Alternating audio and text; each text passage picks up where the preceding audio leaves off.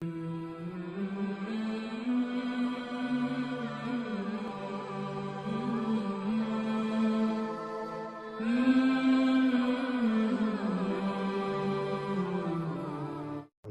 अस्सलामु अलैकुम वरहमतुल्लाहि वबरकातुहू। आज का बयान हज़रत सैयद अब्दुल कादरी का बयान रहेगा कि हम किस अल्लाह की इबादत करते हैं, हमारा अल्लाह कैसा है। तो पूरा बयान ज़रूर सुनिए और इस पर अमल भी करें। तो चलिए, बयान अच्छा लगे तो जरूर वीडियो को लाइक करते हुए जाए। तो चलिए बयान शुरू करते हैं। की इबादत हो रही है, कहीं तो गोबर और मिट्टी की इबादत हो रही है, कहीं तो दरख्त और दरिया की इबादत हो रही है। अरे तुम कितने खुश नसीब हो कि तुम्हें वो खुदा मिला है। वो और लोग हैं दुनिया के अंदर जो खुदा को बनाकर पूजते हैं। लोगों का खुदा वो है जो लोग बनाते हैं। मुसलमानों का खुदा वो है जिसने कुन कहकर कायनात को जिंदाबाद जिंदाबाद, नारे तकबीर, नारे रिसालत। लोगों का खुदा वो है जिसकी तस्वीर बनती है। मुसलमानों का खुदा वो है जो तसव्वुर में भी नहीं आता। औरों का खुदा तस्वीर में आता है, हमारा खुदा तसव्वुर में भी नहीं आता। हमारा खुदा इतना बुलंद है, अरे जो तसव्वुर में नहीं आता वो हमारा खुदा है। अल्लाहु अकबर। और फिर लोग अजमत का अंदाजा क्या लगाएं जब मुहम्मदुर रसूलुल्लाह उसके बनाए हुए बंदे की अजमत की हकीकत को लोग न जान सके। जब उसका बंदा इतना बेमिसाल है तो वो खुदा कितना बेमिसाल। बात है, जिंदाबाद जिंदाबाद। ईमान की अहमियत को समझो, कौन सा मजहब हमें नसीब हुआ है। इसीलिए आज हम ईमान की, मुसलमान ईमान की अहमियत नहीं समझ पा रहा है। मुनकिरीन इस्लाम अहमियत समझ गए, इसीलिए वो ईमान छीनना, वो जानते हैं जब तक इनके पास ईमान रहेगा इनको ज़ेर नहीं किया जा सकता, इनको तबाह नहीं किया जा सकता, इनको बर्बाद नहीं किया जा सकता। छीन लो इनसे ईमान, चलेगा। इनके पास टोपियां रहे चलेगा, इनके पास मदरसे रहे चलेगा, इनके पास स्कूल रहे चलेगा, इनके पास जो वो सर्टिफिकेट रहे चलेगा, इनके पास ईमान नहीं रहना चाहिए। इसलिए ईमान छीनने के लिए मंसूबे बन रहे हैं, अलग अलग मंसूबे, दाखिली मंसूबे, खारजी मंसूबे। बहुत खतरनाक चैलेंजेस का हमें सामना है। और आप आज हमें बच्चा डॉक्टर बने, इंजीनियर बने, ताजिर बने, उसका मुस्तकबिल सुधर जाए, सबको फिक्र है। अगर फिक्र नहीं है, ईमान की फिक्र नहीं है। नबियों की फिक्र क्या थी? अच्छा, कुछ तो इतने देर होशियार है, कहते हैं मौलाना हमारे बच्चे थोड़ी बिगड़ेंगे। और तू कौन सा दीन पर है जो तेरे बच्चे दीन पर कायम रहेंगे? किस बिगड़ने की, सुधरने की बात करते हो? जिस कौम को कलमा पढ़ना नहीं आता है। हमारे बुजुर्गों ने कहा कि निकाह की महफिल में जाओ तो कलमा पढ़ाओ तो नहीं पढ़ पाते, तो जो शादी की खुशी के मौके पर काजी के पढ़ाने पे कलमा नहीं पढ़ पाते, वो मौत के इस्तिराब में क्या कलमा पढ़ पाएंगे? बताए ना। आप किस ईमान की बात करते हैं? आप किस ईमान और अकीदे की बात करते हैं? भाइयों, मेरी कौम को कलमा नहीं आता है। कुरान की कितनी आयतें हिफ्ज़ है, जरा अपने आप में डूब कर सोचो। मैं कोई डांट पीटने नहीं आया, आपको कोसने नहीं आया, लेकिन ये महफिलें एहतिसाब की महफिलें, ये महफिलें जन्नत बांटने की महफिलें नहीं है। मैं इसका कायल नहीं हूँ। इसलिए कि हम लोग फ़िक्र रज़ा के वारिस, फ़िक्र रज़ा हमारी मुहाफ़िज़, हम वो लोग नहीं हैं कि कहा इसको देखो उसको देखो जन्नत मिलेगी। मैं इसका सख्त मुखालिफ हूँ। जो कौम गुस्ले जनाबत से ना वाकिफ़ हो, तुम इसको क्या जन्नत बांट रहे हो? बेवकूफ़ बनाते हो। अल्लाह को हमें मुंह नहीं दिखाना है, खुदा को क्या मुंह दिखाओगे? हैं? बताओ तो सही। जब वो सुन लेंगे कि मुफ्ती इस्माइल साहब के चेहरे को देख के जन्नत मिलती है, अमीनुल कादरी के चेहरे को देख के जन्नत मिलती है, मुफ्ती जलील साहब के चेहरे को देख के जन्नत मिलती है, बेवकूफ़ है फिर वो फजर में उठेंगे? बेवकूफ़ है वो फजर में उठेंगे? नहीं मेरे भाई, हमें अपनी कौम पे इतना जुल्म नहीं करना चाहिए। जो कौम कलमा याद ना रखे, वो कौम कैसे जन्नत में जाएगी? कुछ लोग हमसे लड़ते हैं कि तू लोगों को मायूस करता। मैंने कहा मैं मायूस नहीं करता। हम कैसे मायूस कर सकते हैं? हमारे यहाँ तो ईमान की डेफिनेशन ही है, अल ईमान व बैनल खौफ व रजा। ईमान खौफ और उम्मीद की दरमियानी कैफियत का नाम है। हम कौम को मायूस क्यों करेंगे? लेकिन जो कौम इतनी बेबाक हो चुकी हो कि बड़ी माजरत के साथ, यहाँ के हालात ऐसे नहीं होंगे लेकिन हम पूरा हिंदुस्तान घूमते हैं और बड़ी बात नहीं करते, दुनिया में भी जाते हैं हिंदुस्तान के अलावा।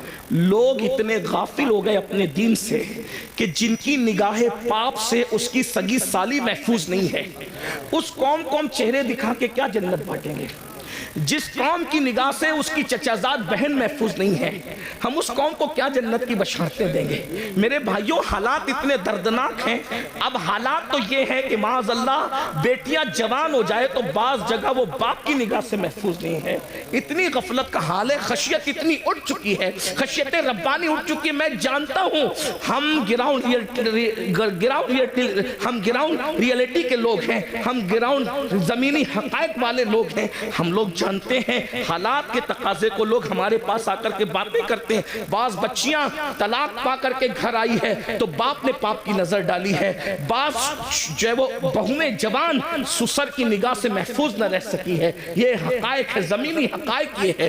میرے بھائیوں، جس قوم کے اندر سے خوف خدا اتنا اٹھ جائے، کہاں وہ تقویٰ تھا، کہاں وہ تقویٰ، کہاں وہ تقویٰ کہ سیدنا عمر ابن خطاب جیسی ہستی جنہوں نے رسول اللہ کی زیارت کی ہے، اور خوف کا عالم یہ ہے کہ چہرے پر آنسوؤں کے نشان ہیں۔ علامہ ابن الجوزی اپنی کتاب میں لکھتے ہیں کہ ایک مرتبہ فاروق اعظم اپنے گھر کے دروازے پر بیٹھے، فاروق اعظم گھر کے دروازے پہ بیٹھے ہیں اور چہرہ گلی کی طرف کیا ہوا ہے۔ ذرا غور سے سننا، گلی کی طرف کیا ہوا ہے اور دروازے پہ بیٹھے ہیں۔ ایک صحابی آتے ہیں، چلے جاتے ہیں سلام کر کے، کچھ دیر کے بعد آتے ہیں تو فاروق اعظم اسی طرح دروازے پہ بیٹھے ہوئے ہیں۔ وہ لوگ بھی کیا لوگ تھے، یہ نہیں دیکھا کہ فاروق اعظم ہے، یہ نہیں دیکھا عمر ابن خطاب ہے، یہ نہیں دیکھا کہ رسول اللہ کے صحابی ہیں۔ جب دیکھا کہ دروازے کی طرف رک کر کے بیٹھے ہیں، وہاں کسی کی رعایت نہیں تھی، کیونکہ وہ لوگ سب سے پہلے شریعت کے مرید تھے، بعد میں کسی کے مرید تھے۔ وہ لوگ سب سے پہلے شریعت کے معتقد تھے، بعد میں کسی اور کے معتقد تھے۔ فاروق اعظم کو دروازے پہ بیٹھا دیکھ کر ایک عام صحابی ٹوکتے ہیں، عمر اب تم بھی دروازے پہ بیٹھو گے رستے کی طرف منہ کر کے؟ آپ دروازے پر کیوں بیٹھے رستے کی طرف منہ کر کے؟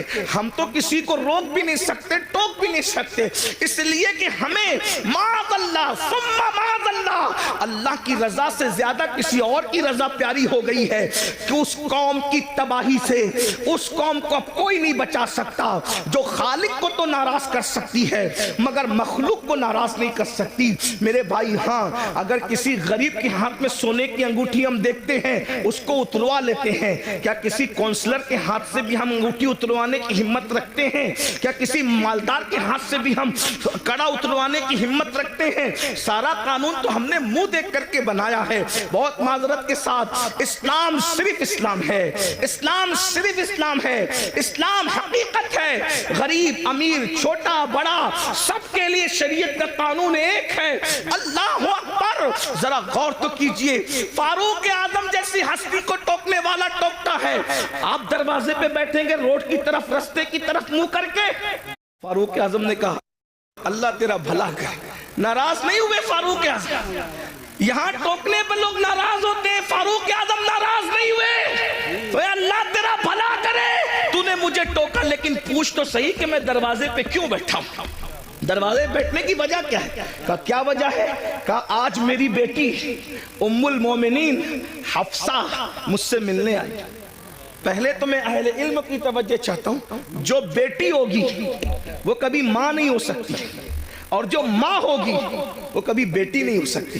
لیکن رسول اللہ کے نکاح میں جانے کی وجہ سے حفصہ کی شان یہ ہو گئی تھی کہ وہ فاروق اعظم کی بیٹی بھی تھی کہ ان سے پیدا ہوئی تھی، لیکن فاروق اعظم کی ماں بھی تھی کیونکہ رسول اللہ کے نکاح میں تھی۔ جہاں ماں اور بیٹی کے دونوں رشتے ایک ساتھ جڑے ہیں، لیکن فاروق اعظم کا تقویٰ دیکھو۔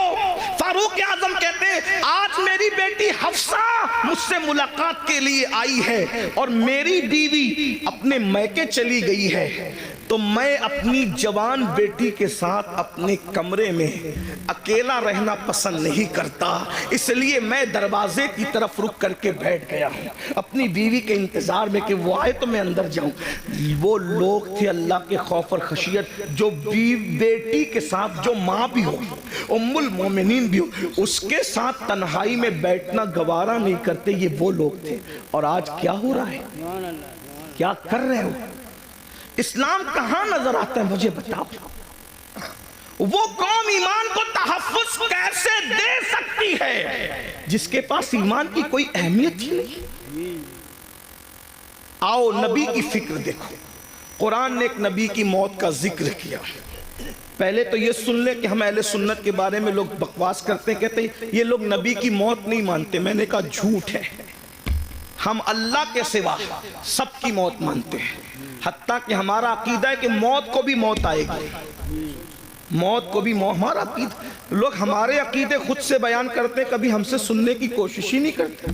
کبھی کہتے ہیں یہ سنی نبی کو بشر نہیں مانتے. ہم نے کہا جو نبی کو بشر نہ مانے ہم اس کو کافر سمجھتے ہیں. نبی بشر ہوتا ہے لیکن تمہارے ماننے میں ہمارے ماننے میں فرق یہ ہے، نبی بشر ضرور ہوتا ہے لیکن وہ ہماری طرح بشر نہیں ہوتا. وہ خیر البشر ہوتا ہے، وہ سید البشر ہوتا ہے، وہ رشک بشر ہوتا ہے، وہ افضل البشر ہوتا ہے.